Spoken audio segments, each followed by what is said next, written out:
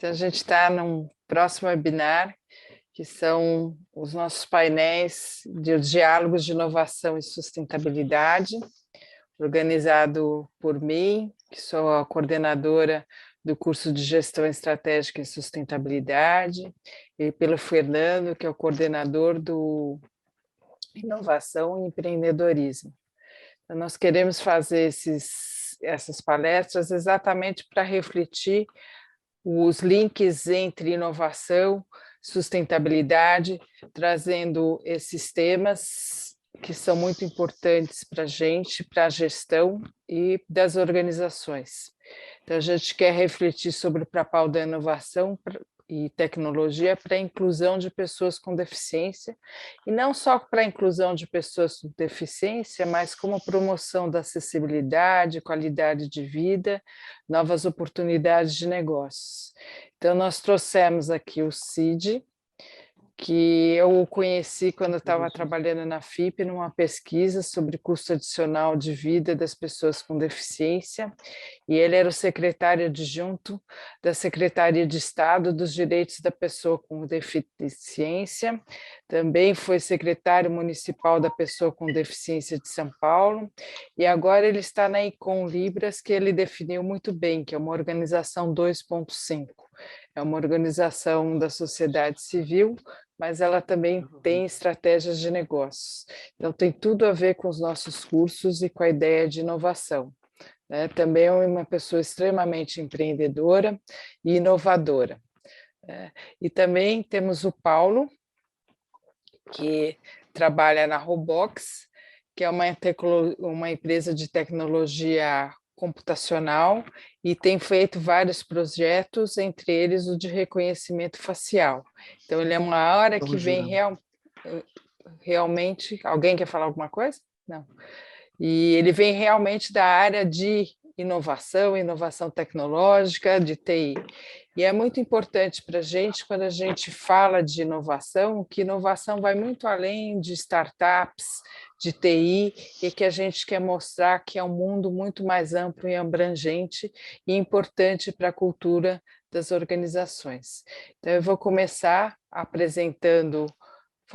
passando a palavra tanto para o Cid quanto para o Paulo, e nós vamos combinar aqui que a gente vai fazer umas perguntas. A primeira que a gente queria fazer, e os dois vão explicar, é se tecnologia segrega ou inclui.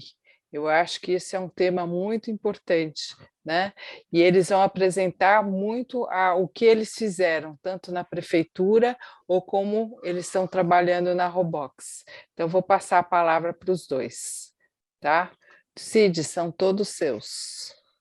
Bom, boa noite, Gabi, obrigado pelo convite, Fernando, Paulo, aqui, meu companheiro de bate-papo, agradeço muito esse convite, é uma honra estar aqui e poder conversar com vocês e com a audiência de vocês, que eu sei que é super qualificada. Parabéns pela iniciativa também de ter esses diálogos, porque é importante, é bom ouvir as pessoas, né? E tem gente aí, tem muita gente com ideias muito boas, né? Eu tenho conversado com muita gente de empresas, de governos esses últimos tempos, e tem muita gente legal, muita gente que tem esse compromisso com a inclusão da pessoa com deficiência, compromisso com sustentabilidade do sistema, compromisso com inovação, porque muitas das questões, das tecnologias que atendem hoje em dia pessoas com deficiência são inovações, além de serem inovadoras, né? Então, legal, né, vocês abrirem esse espaço.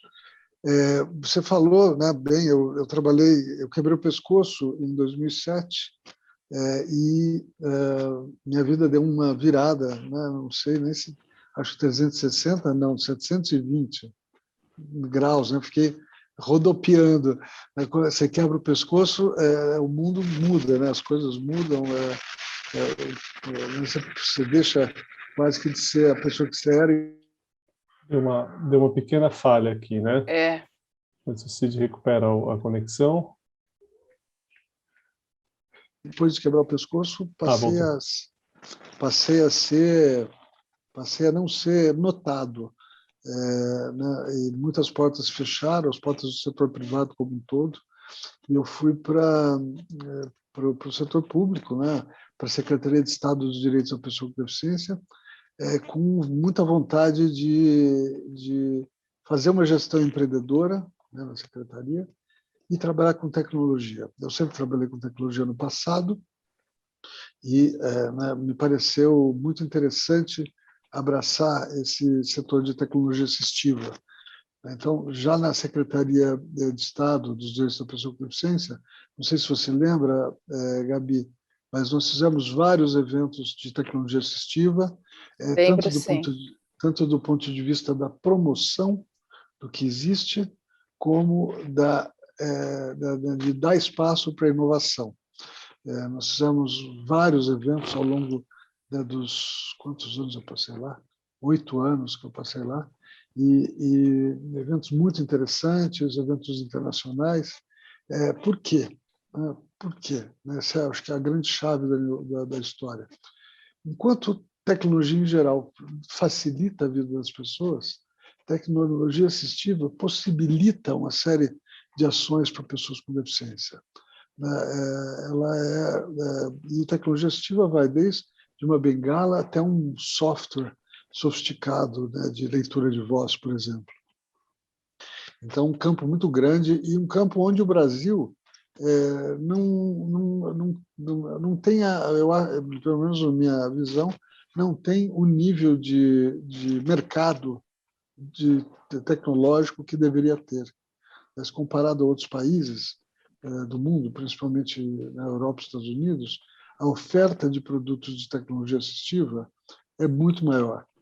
Então, a gente tinha esse drive de estimular o mercado e fazer com que ele crescesse.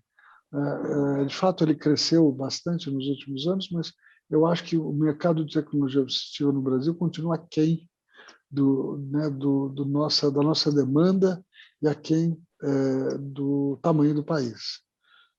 E tem pouca gente desenvolvendo tecnologia assistiva. O mercado é um mercado pequeno, é um mercado que não tem, não tem o tamanho do Brasil, digamos assim. Então, tem muito a ser feito. Muito a ser feito. Então, nesse sentido, tecnologia assistiva, Gabi, sempre inclui. Sempre inclui. A tecnologia, em geral, eu acho que o objetivo principal é incluir, dependendo do número de pessoas, mas é facilitar a vida de maior número de pessoas possíveis. Mas muitos desenvolvimentos de tecnologia fora da tecnologia assistiva, muitos desenvolvedores não têm atenção e não têm o conhecimento, não têm a demanda de fazer produtos com desenho universal ou produtos que contemplem todos os usuários possíveis.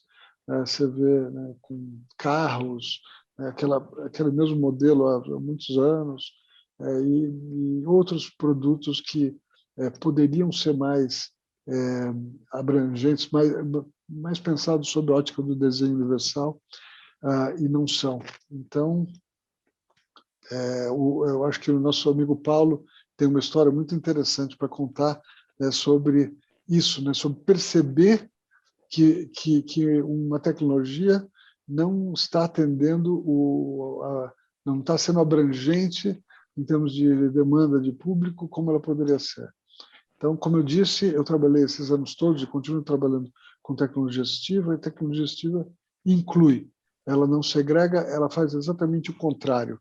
Ela tira as pessoas da segregação, tira as pessoas da dependência, da autonomia, da liberdade, e muitas vezes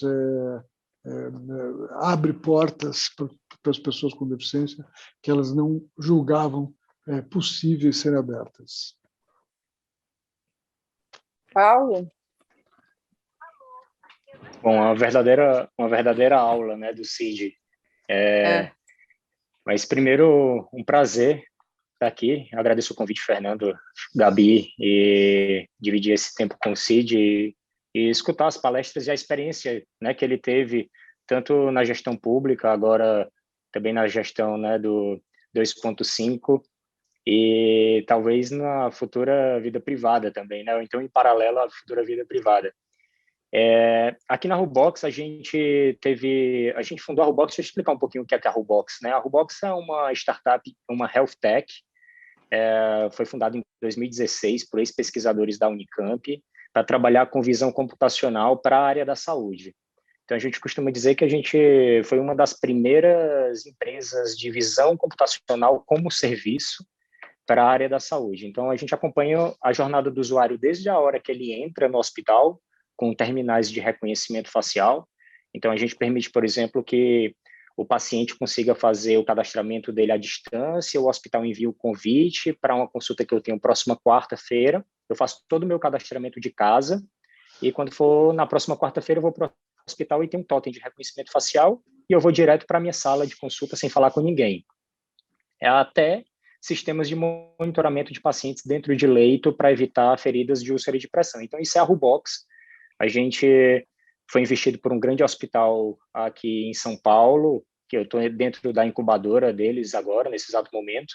Em 2017, a gente internacionalizou, fomos para a Johnson & Johnson, onde a gente conseguiu levar nossa tecnologia para fora. E lá, desenvolvemos uma tecnologia que foi uma cadeira de rodas controlada totalmente por expressões faciais.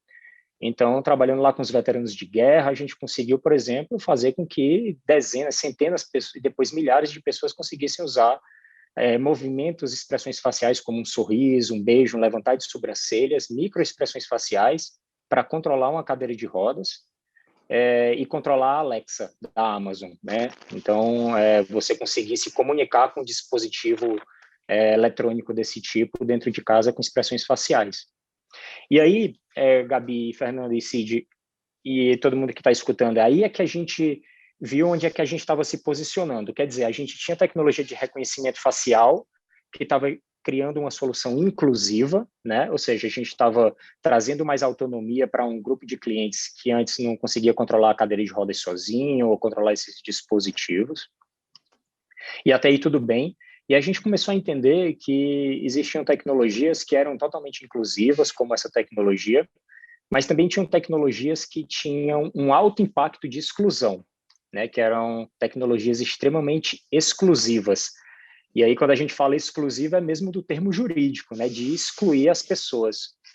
Eu lembro, e aí eu vou contar uma história para vocês, eu estava num prédio comercial aqui em São Paulo, ele tem terminais até hoje de reconhecimento facial nas catracas, né, para acesso ao público.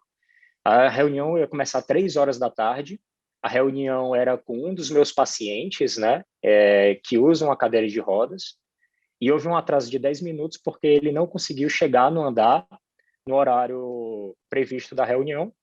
Mas depois ele me contou na reunião que não foi nenhum atraso de trânsito nem nada, foi porque o pessoal da segurança lá embaixo teve que abrir uma catraca especial para ele passar, porque o sistema de reconhecimento facial não era capaz de pegar a altura na cadeira de rodas. Estava calibrado apenas para pessoas de 1,50 m para cima.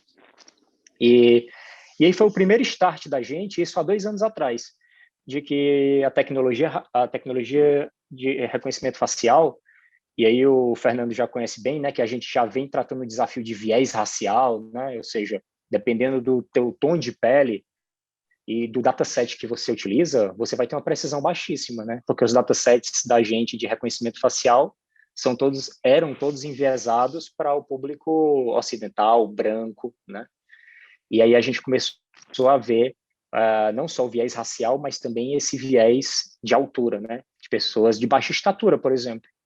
Então, quando a gente começou a trazer essa tecnologia, Gabi, para dentro dos hospitais, a gente começou a ter que tratar isso, né? Ou seja, como é que eu pego uma tecnologia que está em ampla expansão, reconhecimento facial, a gente está vendo reconhecimento facial para tudo, né? E como é que eu agora não penso na inclusão, mas como eu diminuo o potencial de exclusão dessa tecnologia para que daqui a 2, 3 anos essa tecnologia não vire uma bomba e esteja só admitindo pessoas em centros médicos, prédios comerciais, no perfil que ela queira, né? E não no perfil de todos, como o Cid falou, universal.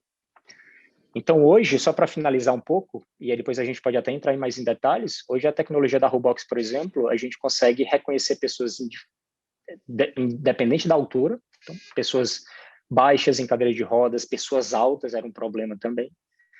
E tem até casos engraçados, por exemplo, tem má formação congênita, em que a pessoa nasce com a orelha um pouco mais reduzida ou com má formação na orelha, reconhecimento facial comum, normal do mercado, que não o da Robox, não é capaz de fazer o teu reconhecimento, né?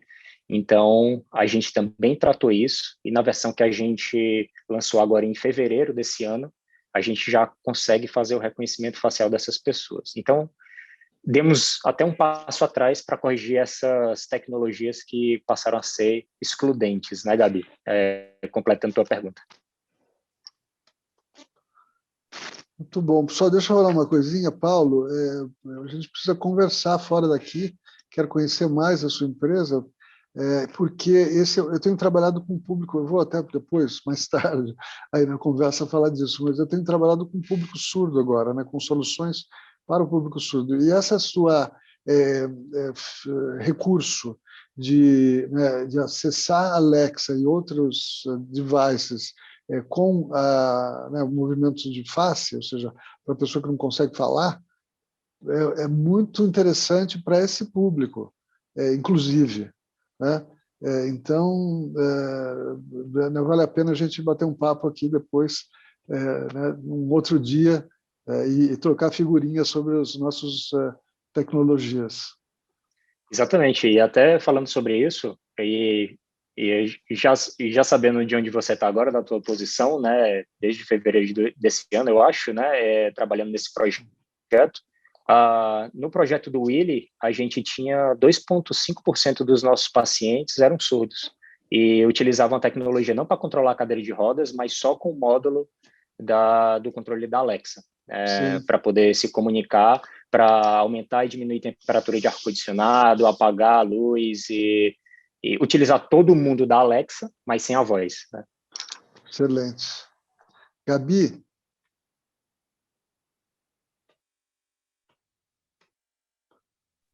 Tá mudo, Gabi. A frase desses anos, né? Tá mudo. É um meme, né? Não, até veio um comentário pelo chat do Alan, e para avisar que as perguntas podem vir pelo QI, né, Fernando? Né? Isso mesmo. Não tem o QIA ali, vocês podem colocar, porque a gente controla, a gente vê o que foi respondido, o que não foi, ajuda a gente também a responder vocês. Foi bastante pertinente o comentário do Alan, que ele fala que creio que a exclusão das pessoas com deficiência esteja acontecendo porque essas empresas inovadoras, entre aspas, não estão colocando os consumidores com deficiência no centro dos seus projetos em desenvolvimento. Porque quanto mais o consumidor estiver no centro da construção de novos produtos, menos exclusão acontecerá. Acho que é bastante pertinente esse comentário, né? Então, nesse sentido, a gente também estava conversando, porque hoje à tarde, porque assim, a diferença é a relação entre o público e o privado para essa inclusão e para essa inovação tecnológica, né? Então, o Paulo está na iniciativa privada e o Cid tem uma experiência muito forte com políticas públicas e no setor público. Então, essa relação é importante entre o público e o privado, né? Como que a gente pode promover isso? Né? Então, eu vou passar a bola para o Cid para ele contar muito a experiência dele, inclusive na prefeitura, né, Cid? Sem dúvida. Bom, os dois setores têm um papel muito importante, muito forte, no sentido do desenvolvimento de tecnologia assistiva. Está vendo aí, né? Quer dizer, o exemplo é a Robox desenvolvendo tecnologia que também pode ser usada como tecnologia assistiva, né? E ele tem outros usos para públicos diversos, mas o Paulo conseguiu colocar a pessoa com deficiência nesse espectro também, então ambos os setores têm muito a contribuir. O setor privado com mais inovação, o setor privado em geral é mais inovador do que o setor público, mas o setor público tem um grande papel na implantação das políticas públicas em termos de tecnologia em geral. O Brasil usa muito mal o poder de compra do Estado, né, do Estado em qualquer frente, federal, estadual, municipal. Quer dizer, o poder de compra do poder público é muito pouco usado como estratégia de estímulo a setores, a mercados, né, a vieses aí de desenvolvimento tecnológico. Né? É pouco usado? Não é nada usado. Por exemplo, a Anvisa, nesse caso, tem um papel tremendo nessa questão, né? As compras públicas em geral, por exemplo, hoje você vê compra pública de cadeira de rodas, salvo exceções aí de alguns estados, mas compram cadeiras de rodas que a pessoa pega, se ela talvez chegue em casa com a cadeira já quebrada. Então, usa muito mal o Estado, o seu poder, a sua abrangência. Foi uma coisa que eu tentei minimizar, ou seja, quando eu fui secretário municipal da pessoa com deficiência, nós tivemos uma gestão voltada para todas as áreas, modéstia às favas, viu, Gabi? Nós tivemos uma excelente gestão voltada às frentes muito importantes, a todas as frentes, né, desde assistência social até cultura, né, passando por que você possa imaginar no meio. E com tecnologia assistiva muito presente em tudo. Então, por exemplo, nós compramos para todas as bibliotecas municipais, que são 54, e para alguns CELs, né, aquele aparelho israelense, que é um óculos de leitura de textos. Não sei se você já viu isso. Ele foi bastante né, marketeado no mercado, então tem muita gente que conhece. É um óculos que, na verdade, tem um pequeno scanner. O scanner, você bate no texto, ele né, escaneia aquele texto e lê aquele texto em português, inglês e espanhol para você. Imagina a revolução de quem tem baixa visão, quem é cego, poder ir à biblioteca municipal, né, e botar um óculos desse e ler de novo, quer dizer, vão ler para ele, mas ele não precisa de uma pessoa, ele faz isso autonomamente, não precisa pedir para alguém ler para ele. Ele faz isso com o uso de tecnologia assistiva.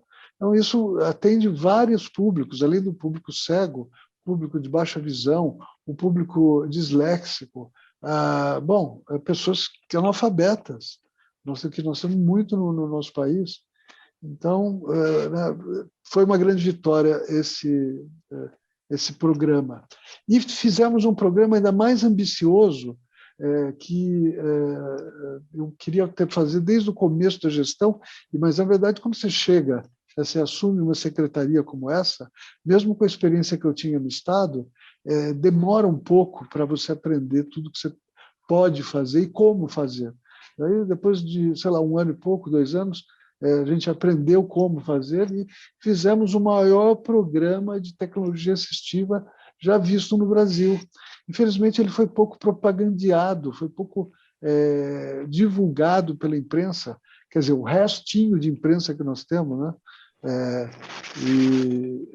Então, muito pouca gente sabe a respeito. Eu vou mandar para você um relatório que saiu agora, depois de 6 meses da gente sair da gestão.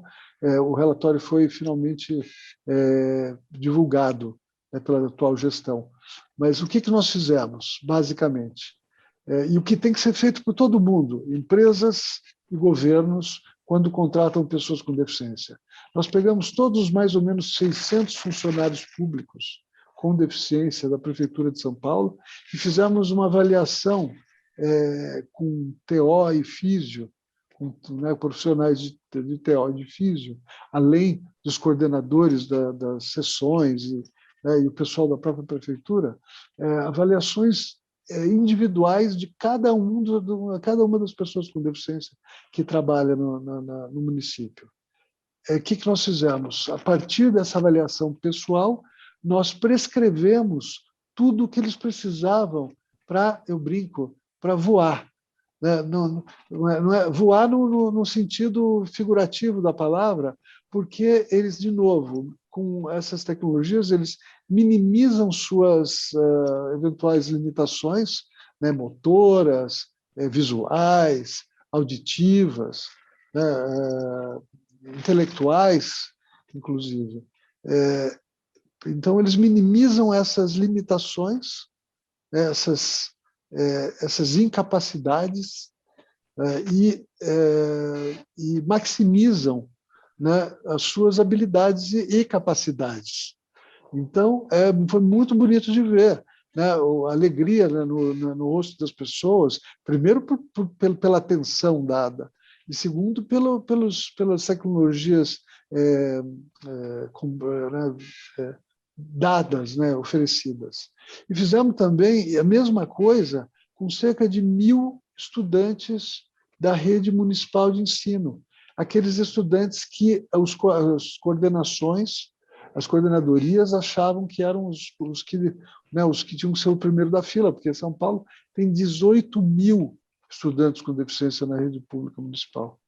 Então, nós pegamos os 1.000 que considerados talvez os mais graves, com deficiências mais severas, e fizemos a mesma coisa. Então, nós entregamos para essa turma desde apoios de pé, que é um negócio simples, para eles usarem, né, na carteira de escola, para botar o pé em cima, para evitar problemas de coluna e tudo mais, passando por pratos com ventosas, né, que grudam na mesa para que crianças, jovens com deficiência intelectual ou com problemas motores pudessem comer sem que o prato ficasse dançando na mesa, né, até, né, aparelhos mais sofisticados, como linha Braille, né, para os cegos, e uma série de outros, né, cerca de 1.000 itens diferentes.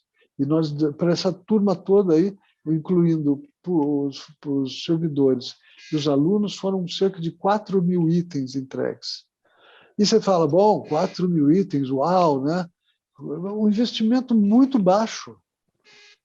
Investimento muito baixo. Eu não vou lembrar exatamente qual foi, né? E talvez eu nem possa divulgar isso agora, mas muito baixo o investimento. Então, não é nada proibitivo, e isso é um exemplo que a gente deveria, né, passar e compartilhar com as empresas e com os governos em geral, né? Você contratou uma pessoa com deficiência para o caso de lei de cota, por qualquer outro motivo, primeira coisa é um banho de tecnologia assistiva.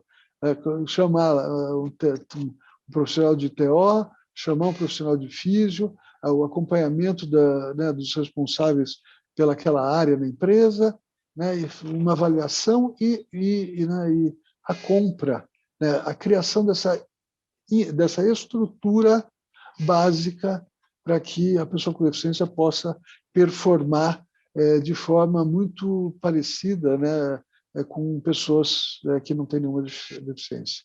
Então, eu sou muito orgulhoso desse programa. Quem quiser saber mais pode achar isso no site da Secretaria Municipal da Pessoa com Deficiência. Tem uma área chamada Publicações, vai aparecer lá essa publicação. E, na verdade, tem outras 5 ou 6 publicações que nós fizemos aí no último ano de gestão, que são muito interessantes também e abrangem várias áreas do conhecimento, né, do trato, né, com a pessoa com deficiência.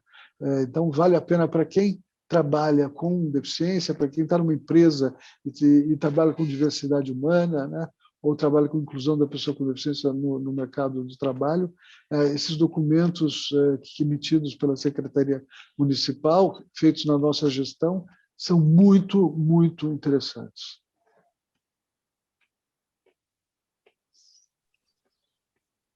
Maravilha, muito bom. Vale a pena. Eu vou mandar para você. Bom, o Fernando fez o grande favor. De já botar o link aí na tela. Mas é um negócio bem legal, viu, Paulo, que talvez possa, né, trazer alguma luz extra, né, para vocês em algum momento aí do seu processo de inovação e de desenvolvimento de produtos. Com certeza, com certeza. O que eu acho interessante, como o Cid falou, que tecnologia assistiva vai desde a bengala para a deficiência, que essas coisas de uma simplicidade, né, até coisas bem sofisticadas. Então, acho que esse é um mundo interessante que é para a gente ver da tecnologia assistiva. E, Paulo, você olha do outro lado, né? Quando você está no setor privado, como é que você olha a interação, a relação com o poder público? Eu acho que assim o poder público ele tem vários gaps, alguns gaps que ele pode preencher muito bem.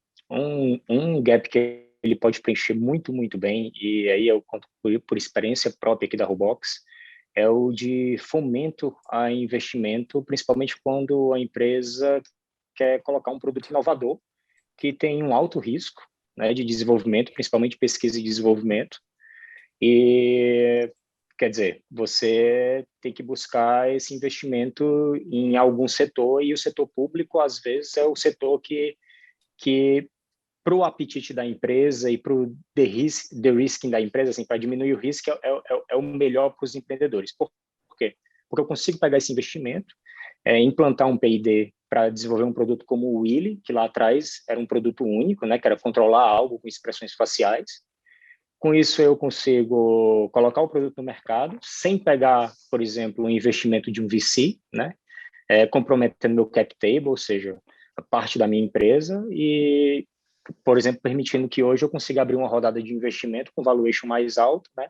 E parte da empresa muito maior na mão dos sócios, né? Ou seja, quer dizer, lá atrás, ou seja, há 3 anos atrás, por causa de um investimento de um fomento público da FAPESP, né? Fundação de Amparo à Pesquisa aqui do Estado de São Paulo, a gente conseguiu fazer todo esse caminho, né? Quer dizer, tipo, eu peguei um financiamento da FAPESP, com isso eu não me diluí na companhia com investimento privado, aumentei meu valuation com um produto bem sucedido no mercado, e hoje estou muito saudável para uma rodada de investimento privado. Então, quer dizer, olha só que gap, né, um fomento do Estado de São Paulo conseguiu me colocar. Outra coisa também acontece com a FINEP também, né? Então, quer dizer, tipo, são investimentos privados em startups. Então, esse é um gap que eu acho que funciona muito bem, principalmente aqui para o cenário brasileiro. E, claro, quando você consegue combinar com investimento privado, né? Aí é ótimo, porque teu investidor fica feliz, né? O particular, porque você trouxe investimento para P&D e você junta agora com operacional e comercial, né? Então, é o mundo perfeito. E um outro, acho que o Cid comentou, é a facilitação para que você consiga, por exemplo, adquirir insumos para os seus produtos de acessibilidade. Então, quer dizer, tipo, são produtos que são estratégicos para um segmento, para um grupo nichado, e muitas vezes as companhias, elas deixam de apostar nesse tipo de produto justamente pelo tamanho do mercado, né, Cid? Então, a gente vê, olha, esse não é um mercado de $1 bilhão, né? É um mercado de 200 milhões de reais. Então, é um mercado interessante para um investidor privado me emprestar dinheiro, por exemplo, IPCA mais 7, para eu comprar um insumo para montar um produto? Não sei. Mas se eu tenho um investimento ou um facilitador do governo para eu comprar esses insumos, montar um produto e colocar no mercado, eu acho que esse é um outro gap também que funcionaria muito bem do poder público. Um outro também, e aí o terceiro ponto que eu levanto, para finalizar, é realmente essa troca, né? E aí já vai emendar com o comentário do Alan, né?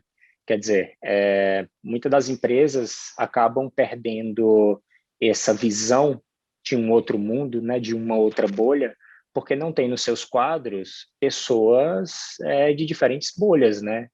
Então, como é que eu consigo pensar em pessoas de alta estatura para usar minha tecnologia, né, o meu avião a jato, se eu não tenho ninguém de alta estatura, né? Como é que eu vou pensar na paciente que tinha a deformação na orelha, se eu nunca tivesse cruzado com ela, ou ela cruzado com minha tecnologia, ou ela estivesse desenvolvendo a tecnologia dentro da Robox? Isso também o poder público consegue ajudar, porque, por exemplo, o CID, ele tem um network gigantesco, né? De pessoas que, por exemplo, eu posso alocar minhas bolsas, né? Eu posso contratar pessoas experientes, né, dentro do domínio pelo qual a gente precisa, né, desenvolvedores, analistas, que seriam excelentes para cooperar com a equipe de desenvolvimento da Rubox e de outras health techs, de outras startups. Legal. Bom, vamos colaborar, Ana. Essa colaboração é muito importante, vamos, né? Sim, com certeza, com certeza. Agora, na sua opinião, o que o CID empaca assim, essa colaboração? Você que tem essa experiência tanto do setor público como do setor privado. Bom, o Paulo falou bem, né? Eu não mencionei a questão dos investimentos em P&D, os investimentos públicos a fundo perdido, chamado a fundo perdido, né? Não é nada de fundo perdido. Tem fundo, é fundo ganho, mas são investimentos que a empresa não precisa retornar, né? Infelizmente, o Paulo tem total razão, mas eles praticamente não existem no Brasil, né? Você tem a FINEP, a FAPESP aqui em São Paulo, que andou sofrendo ataques aí, e você tem a FINEP que está parada totalmente, ou pelo menos está num ritmo muito menor do que que foi. Eu conheço a FINEP, né, de anos atrás, quando ela era uma potência, né, no patrocínio, né, no investimento em empresas, em desenvolvimento, né, em inovação. Então, falta, né, no poder público, o que acontece? Eu acho que faltam canais, né, no poder público. Como eu disse, tem a FINEP e a FAPESP só, né, não tem nenhum outro canal. E, além disso, além do investimento no início, você tem, como eu disse também, a questão das compras públicas, que são muito importantes. Então, por exemplo, você tem, uma série de casos, o Estado comprando produtos, né, softwares, máquinas que poderiam ser desenvolvidos aqui no Brasil se eles fizessem o mesmo investimento que fazem nos produtos de fora. Então, né, você tem várias empresas aqui brasileiras que poderiam ter uma dimensão internacional, se isso existisse, e não tem. Na área de tecnologia assistiva, o que eu acho que pega?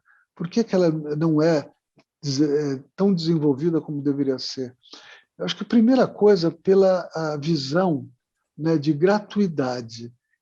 As pessoas com deficiência, em geral, recebem do Estado, do SUS, os recursos básicos que elas precisam. Então, por exemplo, se eu quebrasse o pescoço agora fosse passar pelo SUS, eu receberia no final, na minha alta, uma cadeira de rodas, não sei que qualidade, uma cadeira de banho e outros produtos.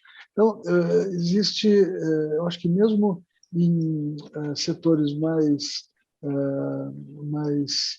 abastados, né, com mais recursos da sociedade, ficam esperando, né, nesses casos, né, a gratuidade, ou seja, o Estado entregar os produtos. Então, e as compras públicas, como eu disse, são muito mal feitas. São feitas em cadeiras de muito baixa qualidade, por exemplo, no caso de... E também você pode estender isso para aparelhos auditivos.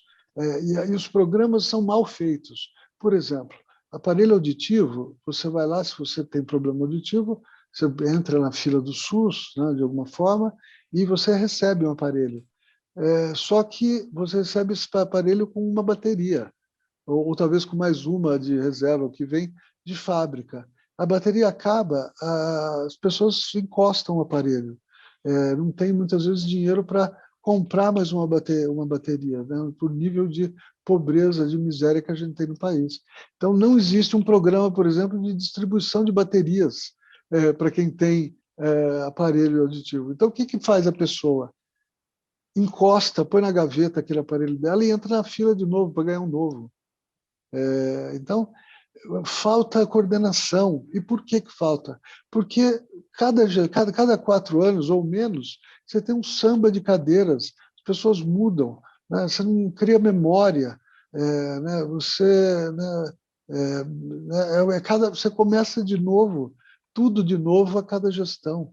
Então não dá para funcionar assim, né? Você tem que ter, né? O governo tem que ser algo estruturado. Você tem aqui no Brasil esse festival de cargos de comissão, né? Dizem que no governo federal são 100 mil cargos, no governo do estado de São Paulo acho que são 15 mil cargos, sei lá. Não sei, porque esses números você nunca sabe exatamente quantos são. Então, isso é uma vergonha, né? Uma vergonha. Isso atrapalha a gestão pública de um modo geral inclusive, aqui na nossa temática. Né, cada 4 anos ou menos, muda todo mundo e sai exatamente, e entra exatamente alguém novo, sem experiência, muitas vezes, para um cargo de chefia, porque os cargos comissionados são os cargos de chefia. Então, você está lá, você tem 20, 30 anos de carreira, está lá na prefeitura, ou no estado, no governo federal, e chega alguém que não sabe nada da área para ser seu chefe. Então, isso avacalha a gestão pública e, de um modo geral, e por tabela, avacalha isso aqui, isso que nós estamos falando. Quanto tempo nós temos? Eu estou sem relógio aqui, não estou vendo. Tem tempo, tem tempo. Tem tempo? Porque eu quero depois voltar para falar, culminar com a minha experiência atual, que né, vou fechar com ela, que é super interessante também, e tem a ver com tecnologia assistiva, mas eu quero deixar para o final. Tá bom. Fernando, você quer fazer uma pergunta? Olha, eu tô aqui gostando muito do assunto, né? Achando interessante. Eu queria ouvir mais eles, não ficava... Eu estou curioso também esse negócio que o Cid deixou para o final, mas vamos ouvir. Eu queria que o Paulo falasse, porque eu tenho a sensação que, às vezes, essas tecnologias que você desenvolve para a pessoa com deficiência, no fim, elas acabam gerando benefícios para todos. Como o Cid falou, é um desenho universal. Então, eu acho que isso é uma coisa interessante, né? É essa troca mesmo, né? O que você acha, Paulo? E não só acontece, mas como deve acontecer. Na verdade, todo produto de desenvolvimento, mesmo que seja para o mercado nichado, quando ele entra na esteira, ele já entra com todas as possibilidades abertas de, numa próxima versão ou no futuro, ele vir a melhorar um produto da casa, né, que já exista, ou ele virar um segundo produto aberto a todo o público, né?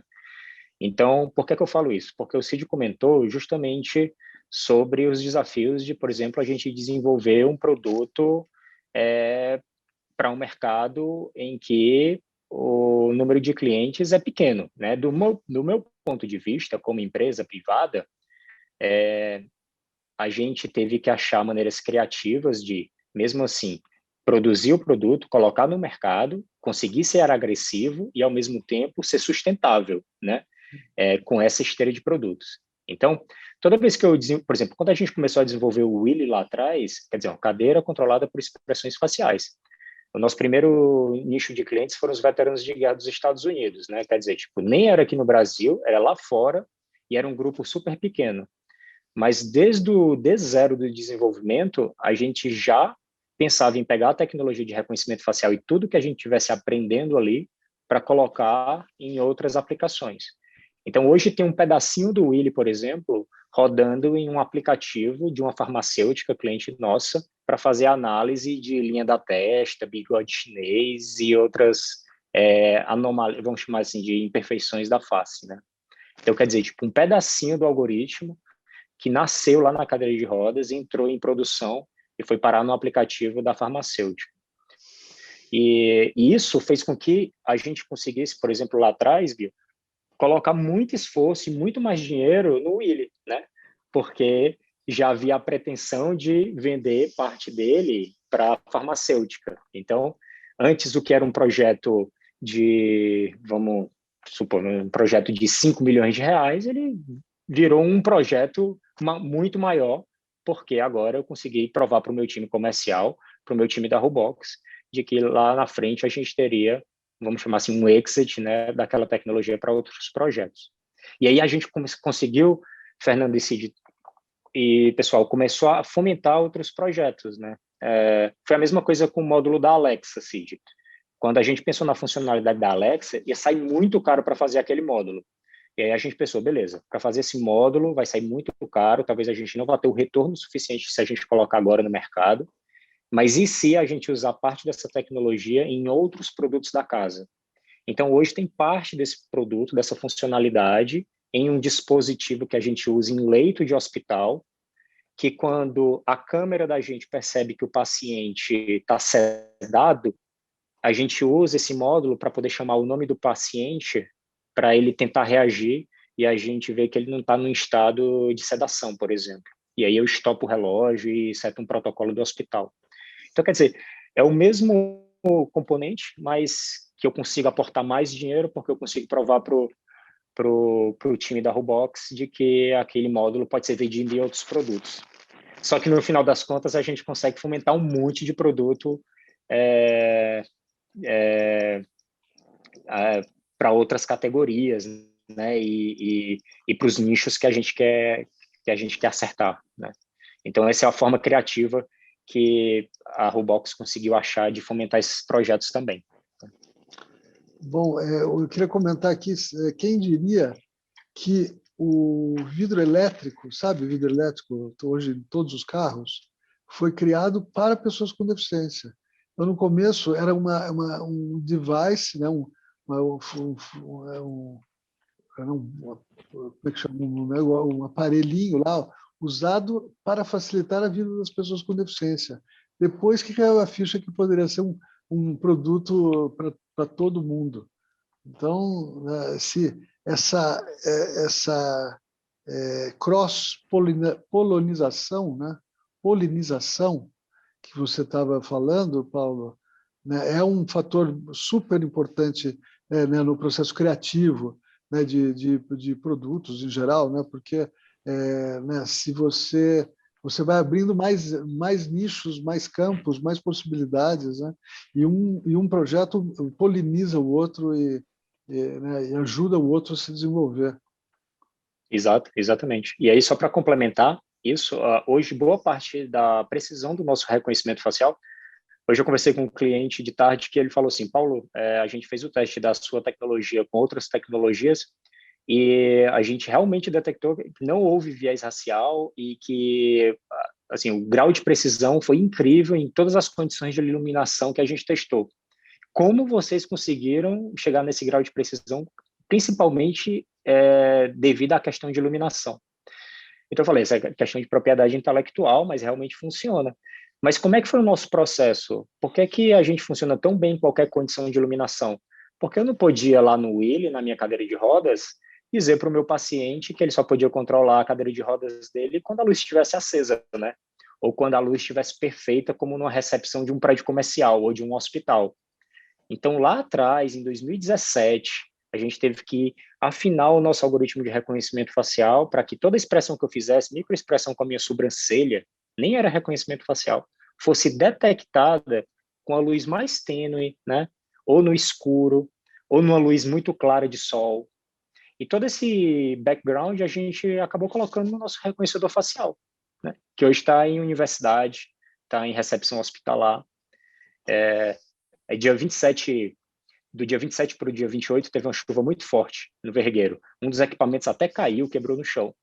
Mas nessa madrugada escura, o reconhecimento facial estava funcionando completamente, mesmo sem o LED de iluminação, por causa do reconhecimento facial que a gente criou para as cadeiras de rodas, né? Então, você vê, a gente jamais teria pensado em resolver o problema de iluminação, de reconhecimento facial, se a gente não tivesse desenvolvido esse produto lá atrás, né? Então, aumentou muito a nossa linha, né, de qualidade. Nossa, e vocês falando isso, que o Cid falou do vidro elétrico, que você estava falando dessa polinização aí, Paulo, de produtos, lembra isso que a gente sempre fala aqui, né? Inovar não é só desenvolver app, né? Não é só desenvolver aplicativo, né?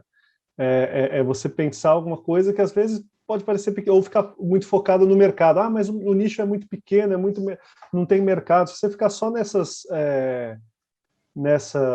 preocupações, você não cria essas inovações de impacto, né? E tentando amarrar um pouco, por exemplo, a gente hoje tem uma câmera no celular, todo mundo, porque um dia os astrônomos malucos quiseram fazer um negócio para captar luz de estrelas, né?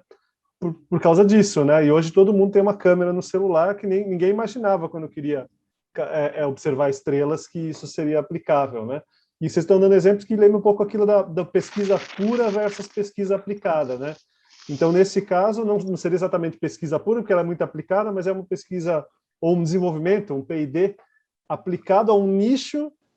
Então, a moral da história seria: pesquise e descubra, inove para esse nicho, para uma coisa que te preocupa, que depois a expansão virá, né? Acho que essa é uma moral da história que a gente poderia fazer disso que vocês estão contando aqui.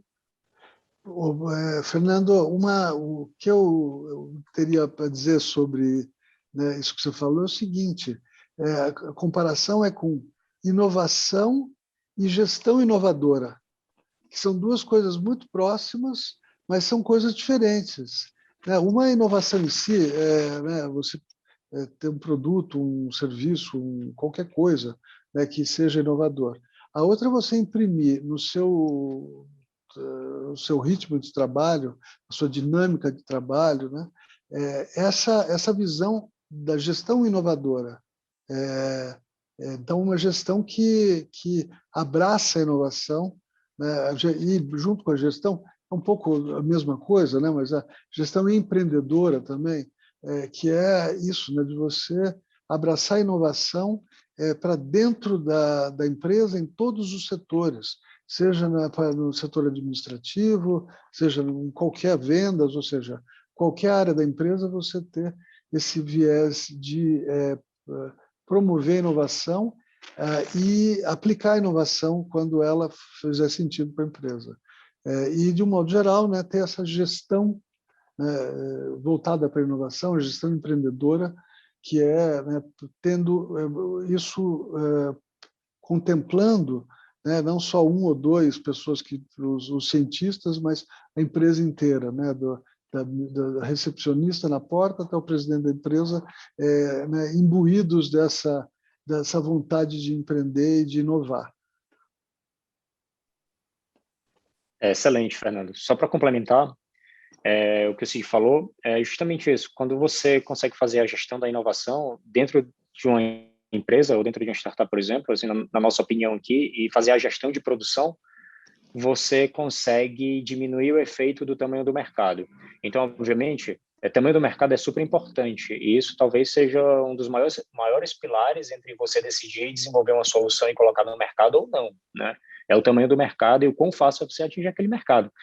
Mas quando você faz uma gestão de inovação, como as que eu falei, né, você ser capaz de colocar um produto ou parte desse produto numa esteira de um outro produto e conseguir alavancar os dois ao mesmo tempo, você fazer essa gestão, você consegue atingir nichos que muitas vezes nunca foram atacados, por menor que seja, você tem uma grande oportunidade de saturar esse nicho e criar uma barreira de entrada gigantesca, né? Que foi o que a gente fez com o Willy, por exemplo. Então, na época, não tinha nenhuma empresa nesse segmento, e a gente foi a primeira empresa de visão computacional a entrar, assim, com força. Antigamente era só literatura, artigos publicados, ou seja, só o P&D. E por mais que seja um mercado menor, a gente conseguiu saturar esse mercado. E agora outras empresas começam a entrar com soluções semelhantes.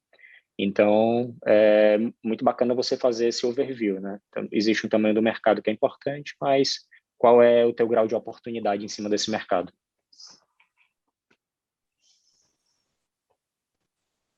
Oi, Gabi. Muito bom. A gente podia ficar ouvindo, olha, cada caso, um mais interessante que outros, né? A gente vai chamar vocês para os nossos cursos, né, Fernando? Que a gente é exatamente isso, a gestão da inovação e da sustentabilidade. Porque quando a gente fala de sustentabilidade, há um viés aí que eu não gosto muito. Todo mundo acha que é questão ambiental. Primeiro, não é apenas a questão ambiental, mas é a questão social. e a gente fala de direitos humanos, inclusão e diversidade. Mas as competências, elas são muitas, né? São as competências, e a gente fala muito de inovação e empreendedorismo também nos nossos cursos. Acho que isso é uma coisa super importante. Então, a gente pode começar a finalizar, daí o Cid vai contar o que ele está fazendo, que a gente está muito curioso, né?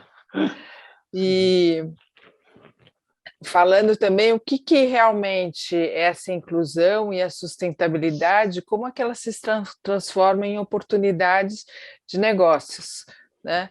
Como que ela pode mudar esse cenário, né? Então, que eu acho que e trazer criatividade e empreendedorismo, né? Para finalizar. O Ismael está falando, vamos lembrar do ESG, né? Eu falo pouco do ESG porque assim eu falo muito da sustentabilidade, mas o ESG é muito importante também. Mas o ESG ele é muito voltado para os investimentos, para a área de riscos. E quando eu falo de sustentabilidade, a gente pensa muito em oportunidades também. Mas é muito importante isso, né? Trazer o retorno, né? Então, vamos falar das oportunidades de novos negócios. Vamos mudar agora, deixa o Paulo falar e o Cid daí apresenta, tá, né? Fechado. Bom, Gabi, você quer que eu fale mais sobre as oportunidades do que vão vir pela frente? Onde é que você quer que eu puxe aqui? Ótimo, porque sustentabilidade e inovação nós falamos de futuro. Exato, exatamente. E aí esse futuro ele precisa ser sustentável, né? E mais do que garantir a inclusão, primeiro passo, a gente tem que garantir que nenhuma tecnologia que a gente vai colocar no mercado, ela tem um grande fator de exclusão. Eu acho que essa é a próxima onda. Então, acho que a onda anterior foi muito focada na inclusão, né? Como incluir os grupos, como incluir todos e criar acessos universais. E a gente está vendo agora que com as tecnologias que estão criando alta demanda, como a própria tecnologia de reconhecimento facial que foi amplamente citada aqui, a gente tem que se preocupar muito mais com o fator de exclusão. Então, existem aí grandes tecnologias que vão vir para o mercado e essa é uma grande preocupação das empresas hoje, né? Esse é o primeiro ponto. A segunda é o que você falou, é a questão social. Então, como é que hoje dentro da minha empresa eu tenho um grupo heterogêneo que me ajude como executivo a pensar nos meus produtos e na minha própria jornada como empresa para os próximos 10 anos, né? Então, antes era muito mais fácil a gente pensar nos produtos porque os produtos eram muito simplificados, né? E os tipos de modelo de negócio, Fernando, eram muito simplificados, né? Quer dizer, tipo, era vou criar um SaaS, eu vou vender, isso aqui vai ser CAPEX, isso aqui vai ser OPEX. Agora o jogo está mudando, né? Então, agora eu começo a vender visão computacional como serviço. Agora, a minha startup, ela não é mais criticada porque a gente tem múltiplos produtos. Agora eu posso ter uma caixinha de ferramentas e eu vendo visão computacional como serviço, né? Ou seja, os modelos de negócio estão ficando cada vez mais variados. Como é que eu mantenho isso sustentável?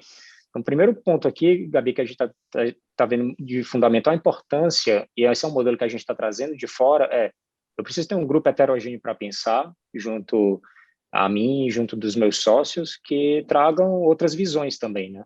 Isso foi um dos fatores, por exemplo, de a gente ter aberto escritório em Suzhou, na China, né?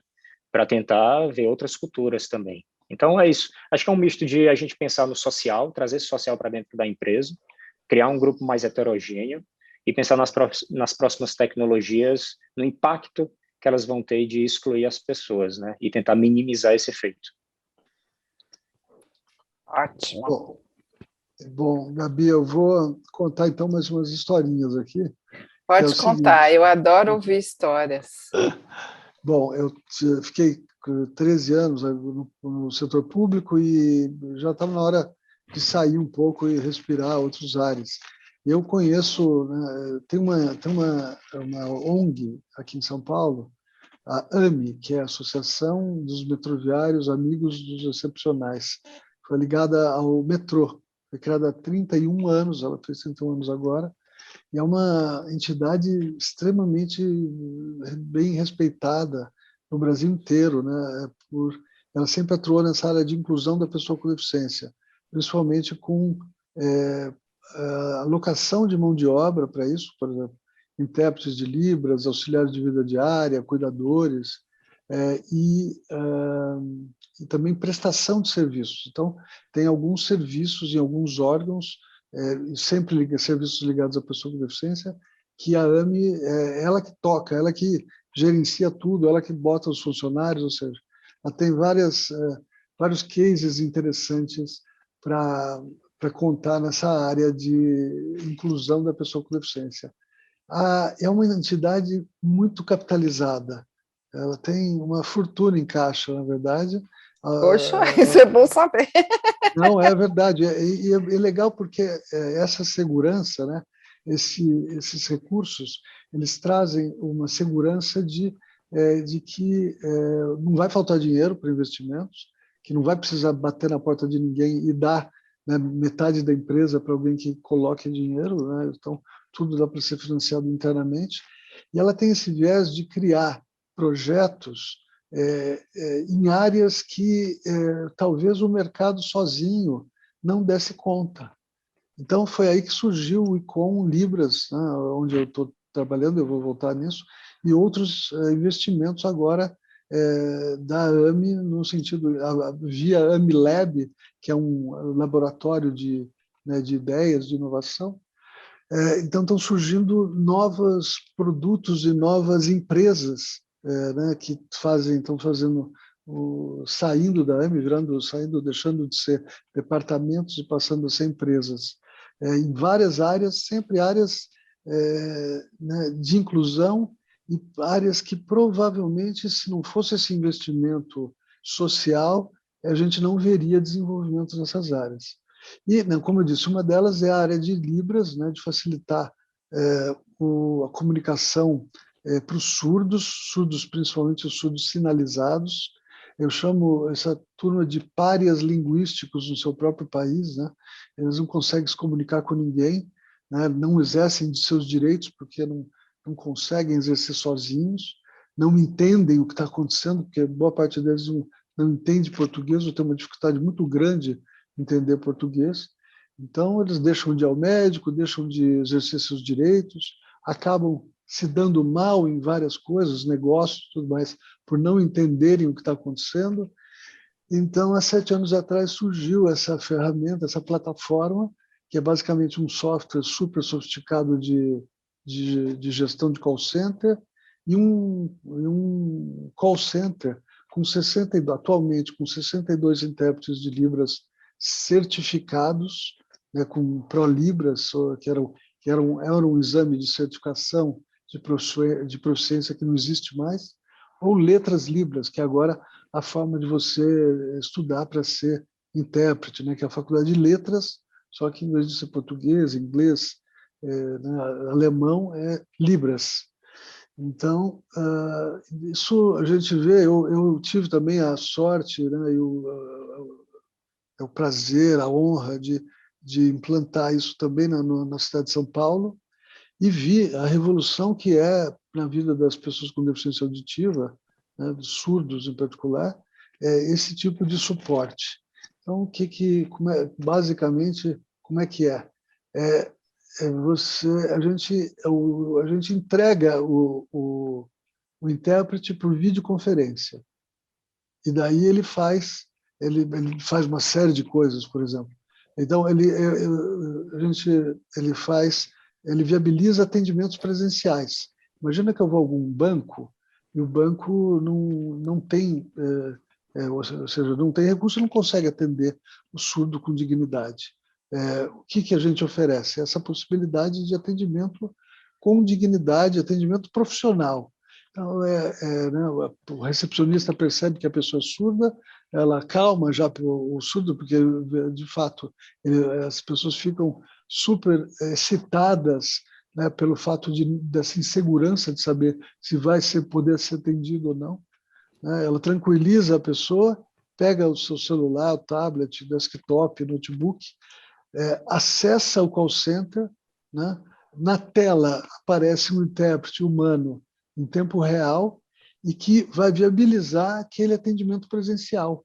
Como? Triangulando, né, essa conversa. Ele fala, o intérprete fala Libras com o surdo, português com a pessoa ouvinte, né, o recepcionista, o gerente do banco, quem seja, viabilizando aquele atendimento que de outra forma não se daria. Então, isso tem vários tipos de uso. As empresas estão assinando, contratando muitos serviços para uso por funcionários surdos dentro das empresas, né? Porque muitas vezes você contrata, eu falo brincando, você contrata pessoas com deficiência, espera que o cadeirante chegue andando, o surdo chegue falando e o cego chegue enxergando, né? Não fazem aquilo que eu pedi logo no começo, de fazer essa análise inicial do que a pessoa precisa e dar a ela. Então, no caso do surdo, ele fica totalmente perdido, né? Em muitos casos. Ele não consegue participar de nada e muitas vezes fica escanteado, né? Isso atrapalhando, né? Isso é mal tanto para a gestão como para ele mesmo. Então, o que a gente faz? Instala um acesso a essa plataforma no celular do surdo. Então, onde ele for, né, dentro da empresa, tem que conversar com o colega, com a chefia, participar de reunião, tem que ir ao ambulatório, sei lá, à cantina, onde ele tiver que fazer atividades pertinentes ao trabalho, ele pode usar essa ferramenta. Então, a gente tem uma ferramenta, quer dizer, isso tudo é tecnologia assistiva. E a gente tem tido reports, relatórios, né, feedbacks das empresas que estão contratando esses serviços, de que é uma revolução interna. Então, você tinha lá um funcionário que produzia pouco, porque ele estava excluído, e ele passa a ser incluído e a produzir, né, a ter uma produtividade muito maior do que aquela que ele tinha inicialmente. Isso é muito importante, né? Isso é muito importante, porque você ter alguém que você contratou para cumprir lei de cotas e que ele é um peso morto na empresa, não faz nenhum sentido, nem por headcount da empresa, ou seja, é dinheiro jogado fora. Esse tipo de inclusão, ela muda, né, a cara, muda a dinâmica das pessoas, né, valoriza as pessoas, né, e incluindo, ela acaba sensibilizando também né, a chefia, o C-level, né, todo mundo, quanto o que fazer para incluir a pessoa com deficiência no local de trabalho. Então, né, como eu disse, é uma ONG. A minha ONG, eu fui chamado para fazer o spin-off da operação do ICOM, transformar o ICOM numa empresa independente, né? Eu estou dando agora no começo um gás comercial, né? Estou falando até para sentir a demanda do mercado, e o mercado tem sido muito receptivo, né? Nós estamos numa onda de Libras, digamos assim. As pessoas de 2 anos para cá, muito influenciados pelo fato da história da primeira-dama, fala Libras, tal. Isso deu um impulso no mercado de Libras e estão surgindo, né, vários produtos e serviços né, voltados à pessoa com deficiência auditiva nos últimos tempos, e é uma excelente notícia, porque, como eu disse, essas pessoas são muito excluídas. Então é isso, era essa historinha que eu queria contar. Eu estou muito contente de estar, né, dando uma respirada fora do setor público. Eu recebi convites para continuar, e mesmo para ir para o Estado, para ir para outros lugares, com projetos muito bacanas, mas eu, né, que conheço esse povo, né, meus colegas da ANE, há muitos anos, respeito muito a entidade e as suas ações, eu, né, resolvi estar agora no 2,5, né, uma empresa social, né, fazendo um trabalho de inclusão fantástico aí, com as pessoas surdas. Essa historinha que eu queria contar. uma ótima história, uma ótima narrativa. Gente, acho que a gente pode começar a encerrar, né? Eu acho que foi uma ótima conversa, leve, gostosa, e abriu muito os nossos horizontes, né? E acho que foi super boa, acho que vai ter contatos ótimos, a gente pode ficar entre Paulo, Cid, a gente, né, Fernando, para realmente mudar esse mundo, né, e trazer a inclusão mesmo, não só de pessoas com deficiências, né? O Alan está querendo falar uma sugestão de dinâmica, né? Deixa eu ver. Convidar para brainstorming pessoas com deficiência e mostrar o protótipo para elas, né?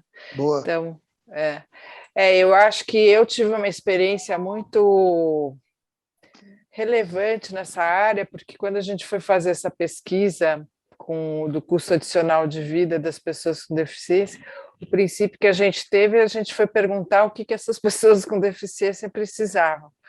E acho que foi assim interessantíssimo que a gente pôs numa matriz e conseguiu realmente mostrar e avaliar e quantificar o que seria isso, né?